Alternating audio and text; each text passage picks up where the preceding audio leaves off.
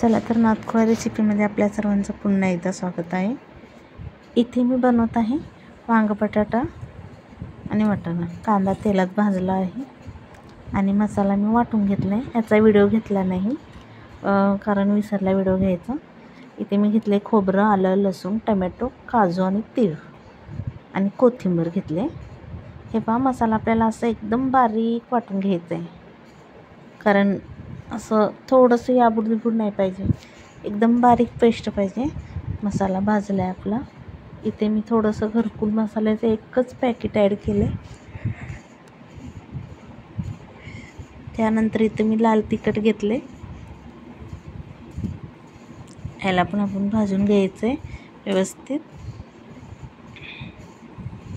जो मसाल्याचं भांडं होतं त्यात म्हणजे जरा मसाला राहतं ना, त्यामुळे मी थोडंसं त्याच्यात पाणी ॲड करून गरम करून टाकले पाणी, कारण मी भाजी करत असताना थोडंसं गरम करून ठेवते पाणी, कारण लागतं ना। आपण भाजी करत करत तिकडे गरम करायला ठेवलं ना होत नाही। इथे मी मीठ आणि आपला घरचा मसाला हे इथे ॲड, घरचा मसाला एकच चमचा ॲड केला आहे, जास्त नाही घेतला। एक चमचा घरचा मसाला आणि चवीपुरतं मीठ आपल्याला परत व्यवस्थित भाजून घ्यायचं आहे।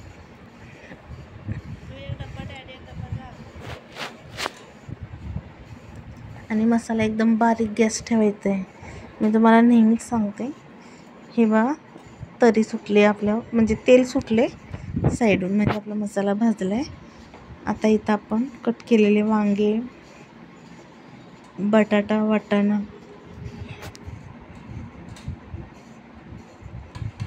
ॲड केले। आता आपण वरखाली करायचं आहे सगळं। आणि हे कसं मी कुकर लावून नाही घेतलं, आणि तुम्ही अजून एक आहे, तुम्ही याला असंही करू शकता। आता मी जसं कढईमध्ये केलं, कढईमध्ये न करता कुकरमध्ये केला ना तर अजून लवकर होईल आणि एकदम झटपट, वेळच लागणार नाही। जर खूप घाई असेल, अचानक पाहुणे आले असतील तर झटपट बनणारी रेसिपी आहे। डायरेक्ट कुकरला फोडणी द्यायची, एक शिट्टी 2 शिट्टीमध्ये, एकच शिट्टी करावं लागेल, 2 पण नाही, भाजी रेडी होईल। हे पहा आपली भाजी व्यवस्थित हलवून घेतली। इथे मी पाणी घेतले, हलवून घ्यायचं व्यवस्थित, जेणे की मसाला सगळीकडे।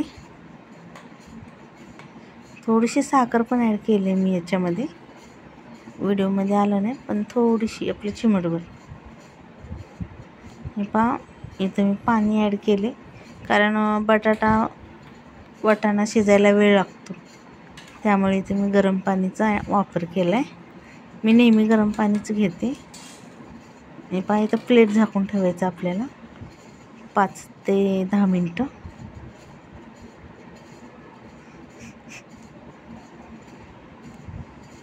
पाहू शकता एकच नंबर दिसते भाजी, वास काही तो भारी ना, वासाने अजून जरा भूक लागते। अशा पद्धतीने तुम्ही ही ट्राय करून पहा, खूप छान होते। आणि मला कमेंट करून सांगा कशी वाटली तुम्हाला माझी रेसिपी। हे पहा आपली भाजी रेडी झाली, पण इथं सुक्की बनली भाजी। जर तुम्हाला टिफिनसाठी वगैरे पाहिजे असेल तर अशा पद्धतीने तुम्ही करू शकता, म्हणजे सुक्की। पण मला थोडीशी ग्रेव्ही पाहिजे, कारण मुलांना खूप आवडते ग्रेव्ही, त्यामुळे मी इथे पाणी ॲड करणार आहे थोडंसं, आणि त्याला एकदम असं ग्रेव्हीचं टेक्स्चर देणार आहे। तुम्हाला जर माझी रेसिपी आवडत असेल तर लाईक करायला, सबस्क्राईब करायला विसरू नका। जास्तीत जास्त शेअर करा, बेल आयकॉनवरती क्लिक करा। हे पहा इथे मी पाणी ॲड करून अशा प्रकारे ग्रेव्ही रेडी केली आहे। पाहू शकता तुम्ही, दिसायला एकच नंबर आहे आणि खायला तर त्याच्यापेक्षा दुप्पट तिप्पट पटीने चवदार आहे। बघूनच तुम्हाला कळत असेल। चला तर भेटू पुढच्या व्हिडिओमध्ये।